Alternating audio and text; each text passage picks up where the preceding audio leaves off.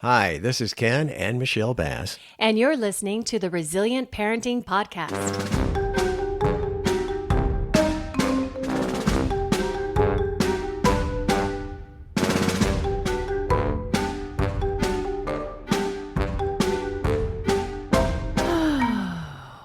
That's how I'm going to start this episode. Well, Are you going back to bed after this? Or what? No, there's been a lot going on in the world, and I think sometimes I hold my breath. Mm-hmm. So I don't know, you may not agree. Maybe you're doing just fine.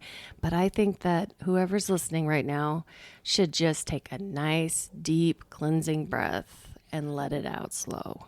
Okay. That feels a little bit better. Okay. How are you doing? I'm doing well. I understand this episode we're going to be talking about something that I am. You are. Don't go there. Oh, I'm sure everyone is going many places right now. You know, one place that you could go is Facebook. Yeah. You like that segue? Mm-hmm. Go to Facebook if you haven't already and join the Resilient Parenting Podcast group. We will share the latest episode and resources, and we a lot of times will ask for your input. In fact, some of the episodes we've had has been because of what listeners have said they want to hear about. So, that's true. Yeah. So definitely do that. We also have an Instagram page, and you can like that as well, the Resilient Parenting Podcast. And we would just love for you to like, follow, and then share, because this is for everyone to hear. And so we need you to spread the word. Yeah. And stick around, because in just a moment or two, we're going to find out what Ken is. Yeah.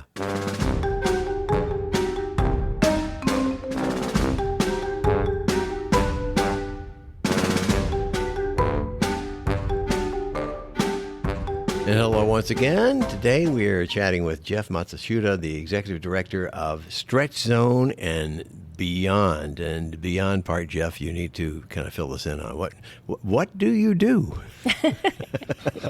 Well, good afternoon, and thank you both very much for the opportunity. My partner of 24 years still has questions about what I do. So I've been very fortunate. Back in 2004, I got a job with the Idaho Coalition Against Sexual and Domestic Violence.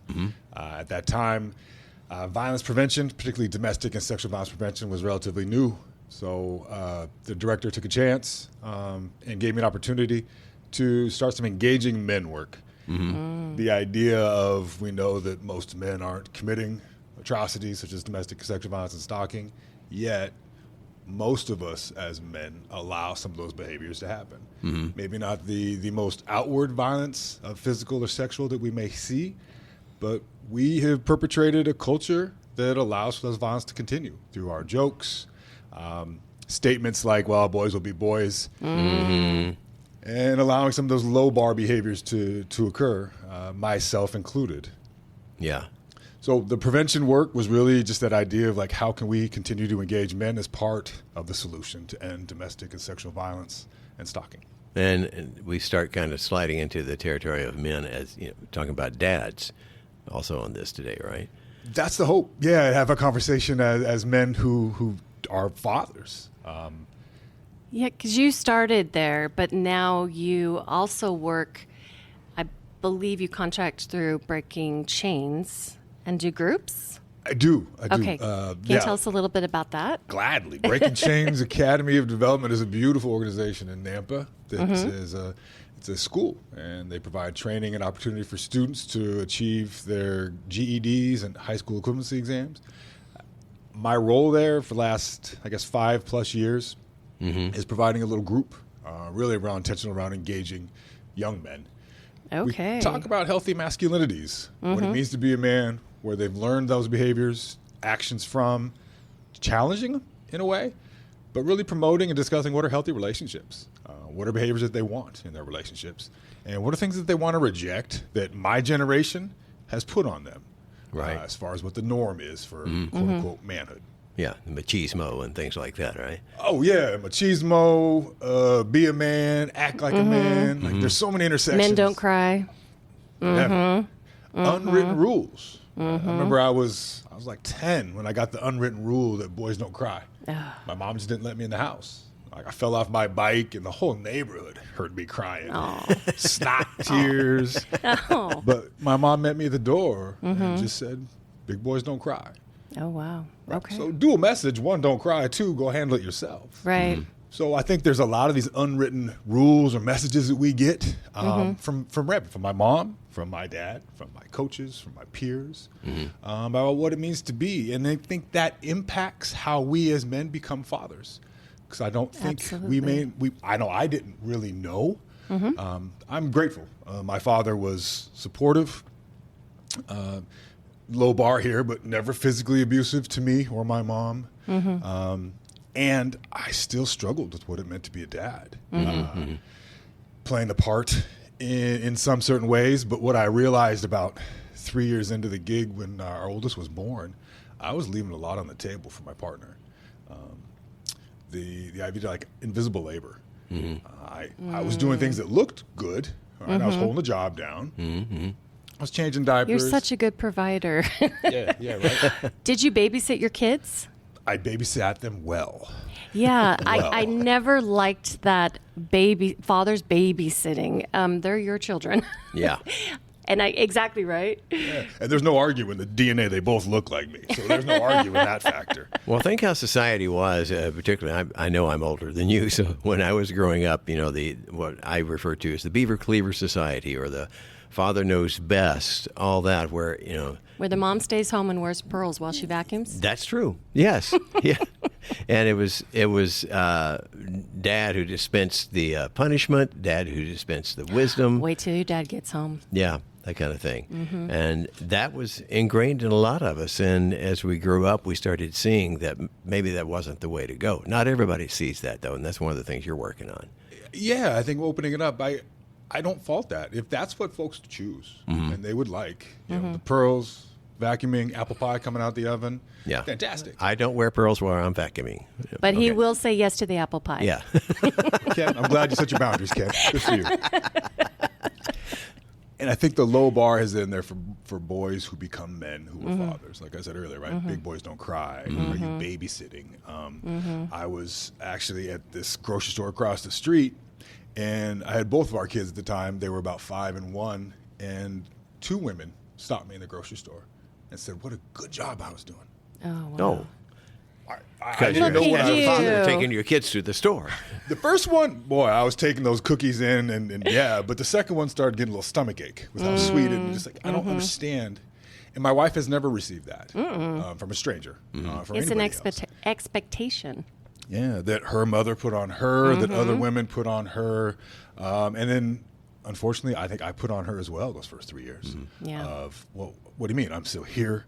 I'm changing diapers. I'm holding our kid. I'm feeding them. I'm holding the job down. What else do you expect? Well, I left so much on the table of this invisible labor of housework, of social chores like calendars, meetings, birthdays, schooling, so much.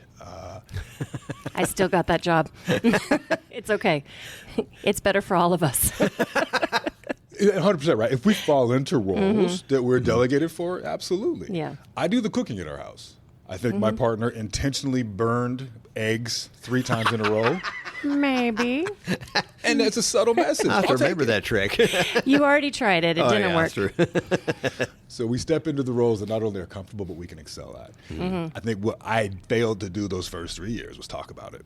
And so there's a book I have really enjoyed called Equal Partners by Kate Mangino.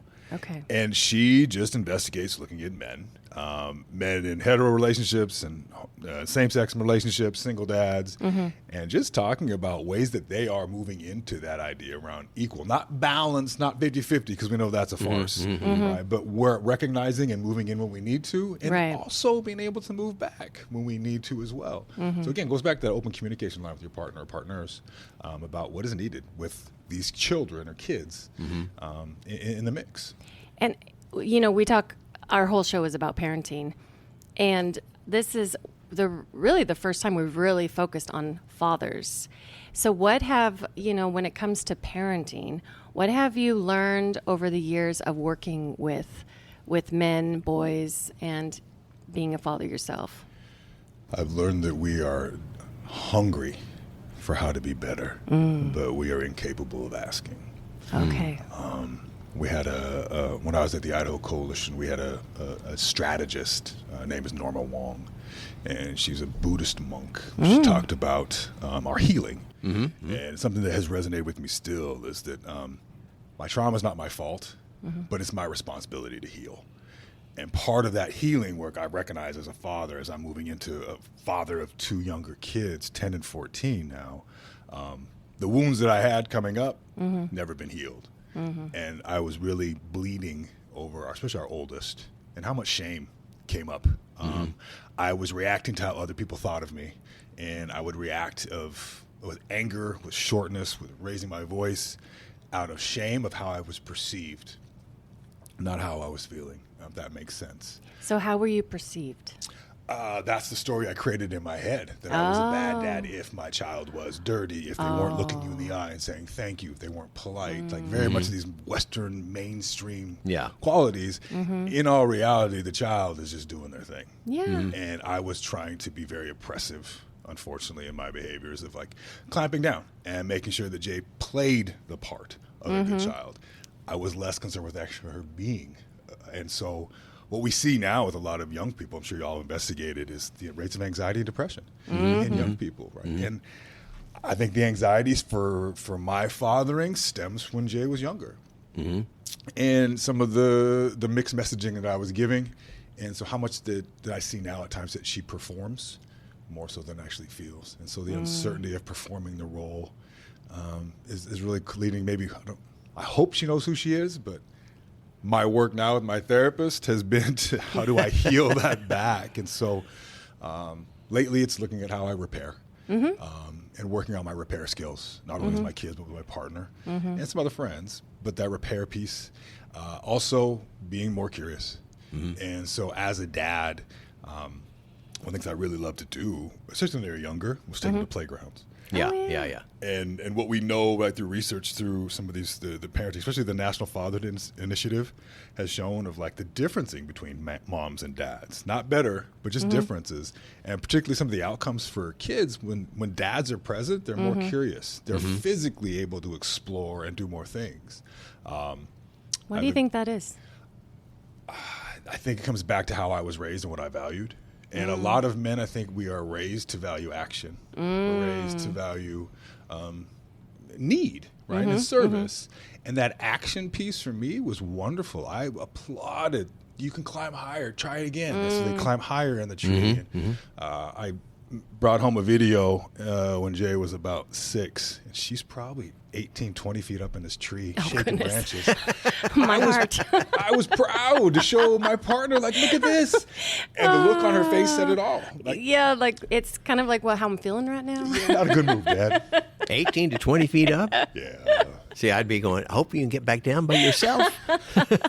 Though you have had to climb up into, Yeah. was it McDonald's or Burger King where you had to go up because one of the little kids was inside stuck? playground, yeah. Or Stuck was at the that top. me? I think I had to No, climb I had to go up. I had to Oh, go okay. Ooh, 'cause That's not quite the same But as you your were encouraging experience. from down below. You can do it. Don't get stuck.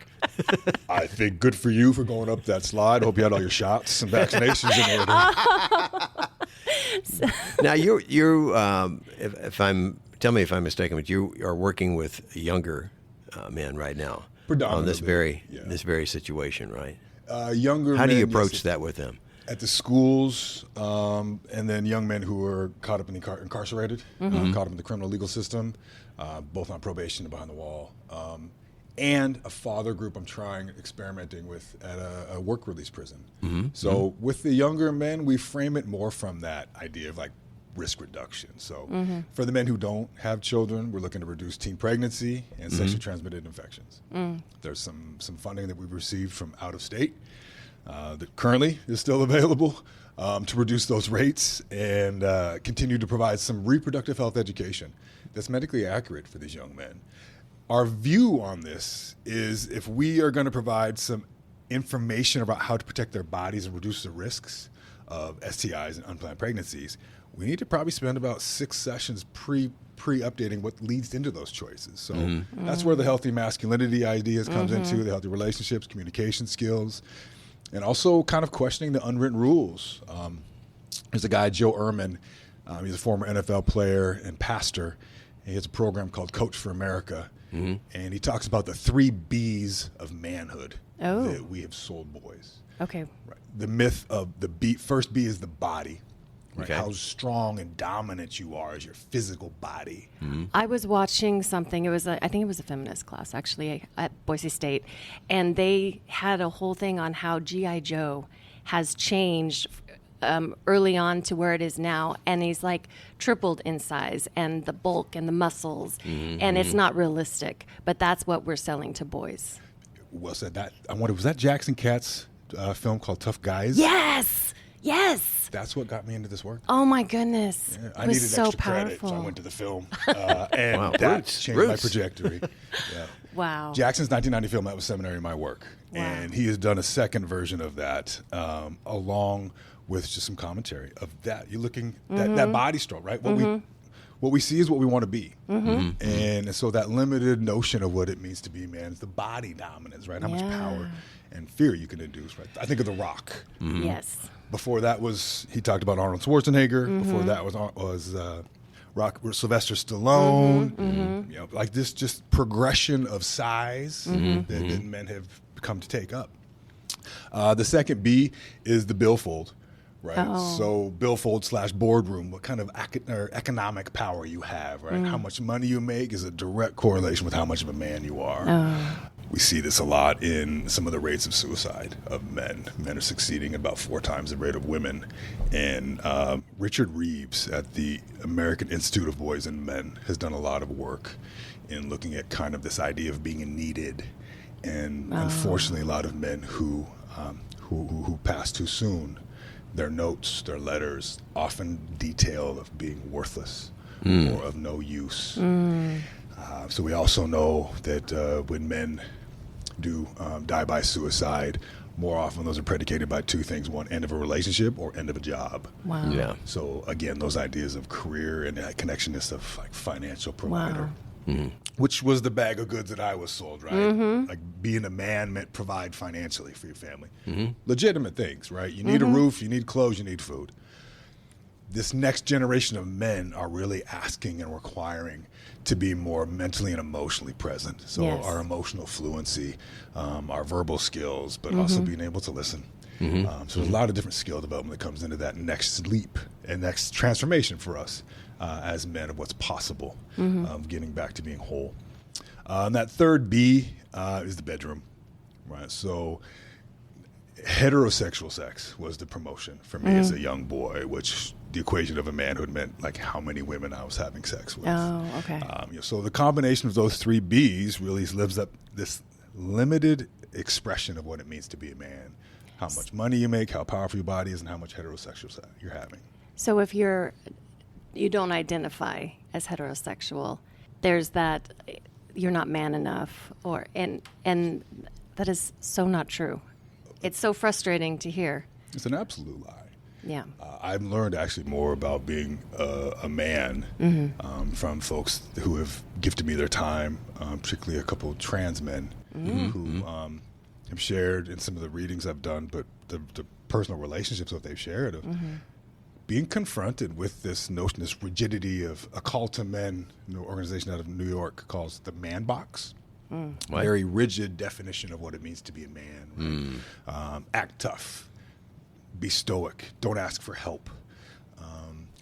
No need for emotions.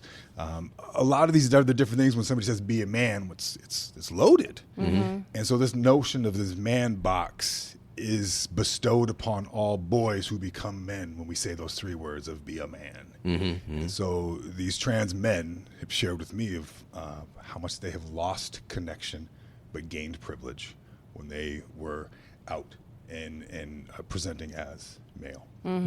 So I think there's a real disconnect that we have coached into boys. I don't think it's innate. I think it is an innate coaching that we do of being a man, not needing help, not asking for help.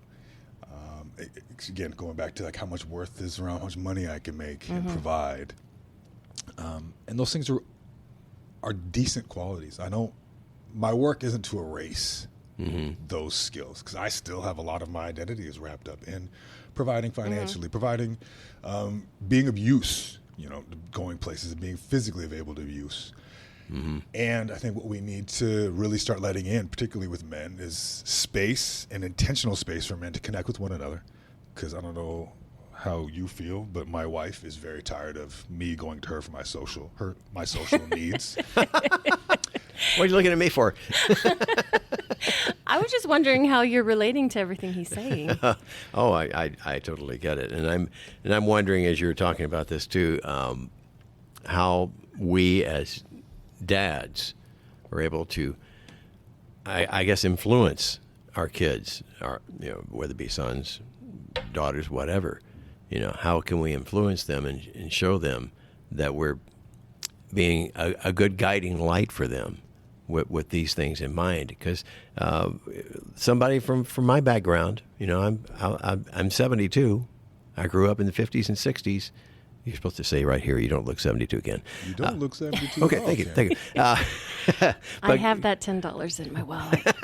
I'll get it for you afterwards. But growing up in that era, that's what I was referring to earlier. The Beaver Cleaver era, and the fact that Dad was the head of the household and all that.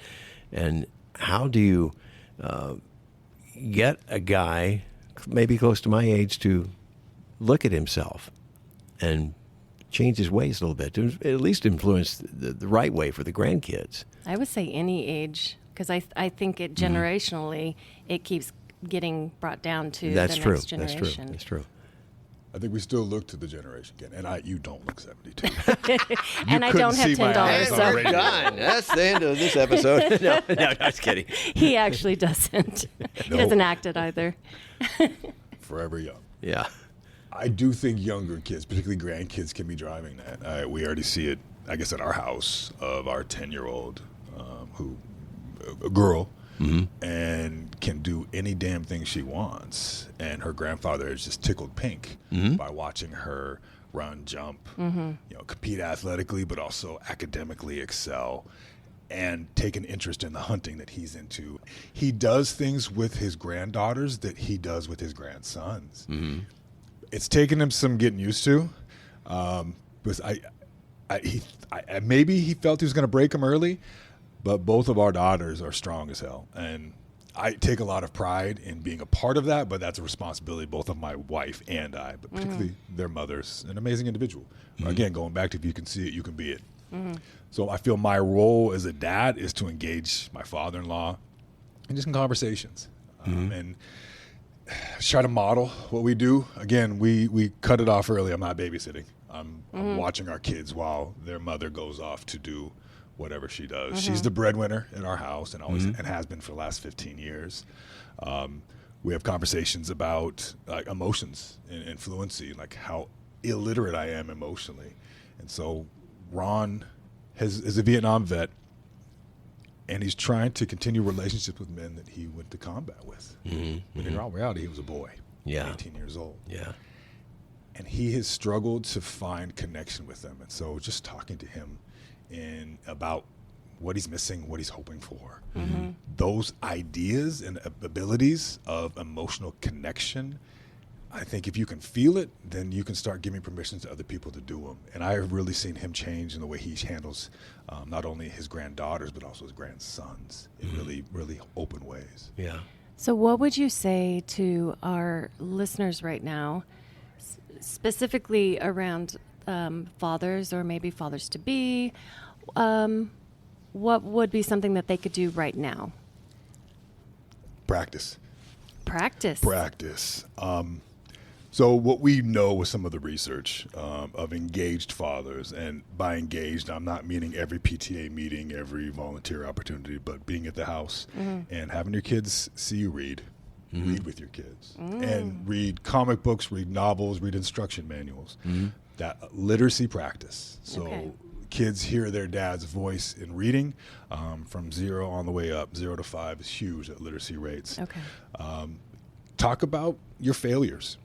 Being open with, that, hey, I struggled today, or I'm not feeling great, or I didn't do good. Like, I think really sharing our losses and celebrating our wins with our kids, they need to see both sides of the coin. Absolutely. we know with present fathers who are not only reading but they're with their kids emotionally that they do well academically. So that academic support of promoting school and being a part of school, asking questions.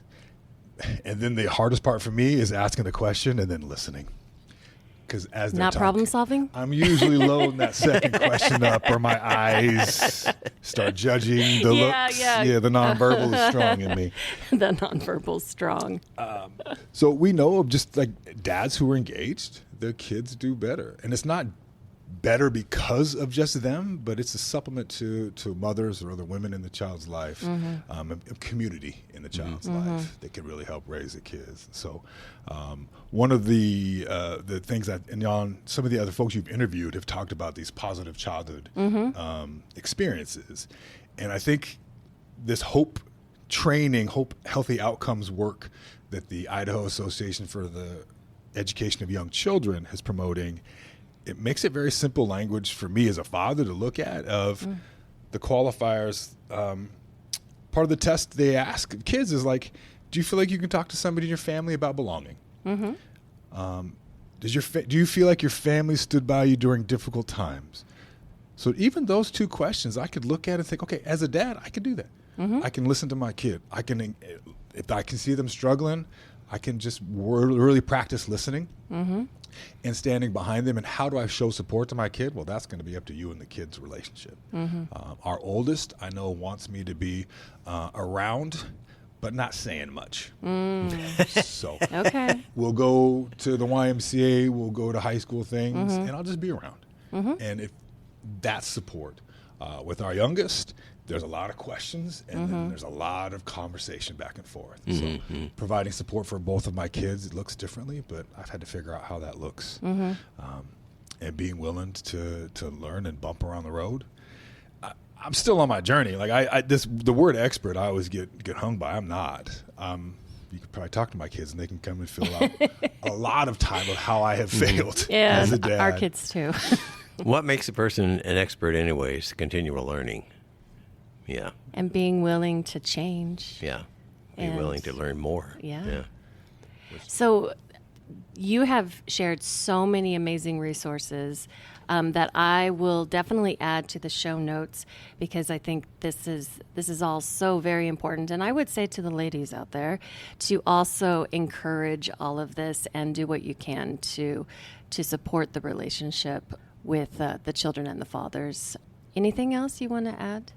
I do think it's all of us. Yeah. And I appreciate the way that you two both just model, not only relationships, but the communication back and forth. And you laugh a lot. Yeah, we do.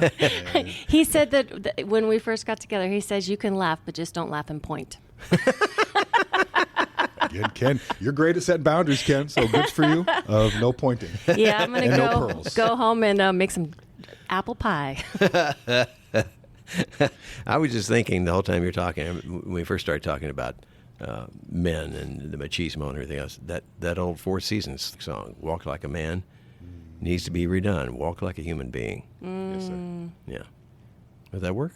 I think that it doesn't rhyme as well, but I know it doesn't fit the rhythm either. But well, I was also thinking of the movie Milan. That one song, "I'll Make a Man Out of You." Oh yeah. I often go to like Taylor Swift, and there's a song called "If I Were a Man." Right. So I think I love how y'all playing up music parts to that, of like art expressing what we're desiring, and all those Brown really looks at odd things. Of if Taylor Swift were a man, she would be a boss. Yeah. But because she's a woman, she gets criticized in different ways. She's still a boss. She is 100%. You ask any Yeah. anybody in our house, it's definitely she's a boss. There is a double standard, though. And Ken, to your point, human, and I think that we have so much more in common than not. And especially for men who are fathers or aspiring to be fathers, I would really encourage men to talk with other men about their fears, their insecurities, their hopes, what has gone well as a dad. And also, when you see a dad, just give him a quick nod and give him a thumbs up. Yep. So we need to support for one another. And I will just say, as a woman, when I see a man cry, I swoon. Ken makes me swoon all the time. Maybe an apple pie, and you'll see me cry even more. Thank you With so joy. much. Thank you so much for joining us. This has been wonderful. Thank you.